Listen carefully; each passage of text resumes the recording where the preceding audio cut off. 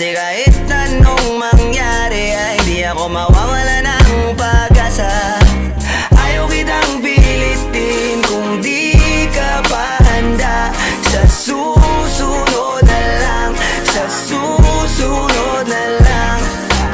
Ayaw ko na bibitin, kaya mabuti pang ako'y uuwi na lang. Sa susunod na lang. Napupuyat na ako kakapaalala, kumain at mag-ingat kung sakaling maggala ka. Lagi sinisipat ang imahe ng dalaga na pangarap makasama ko sa hirap at ginhawa. Typical na dahilan ng tagahanga mong hindi naghahanap ng iba kahit na nababatong. Naghihintay sa iyong sagot sa aking mga tinatanong, habang ang pamantayan mo ay pilit kong tinatalon. Kasi alam ko na hindi ka pa handa, may gusto kang makita pa sa akin at madama. Kaya eto ako naghahanda kung madapa.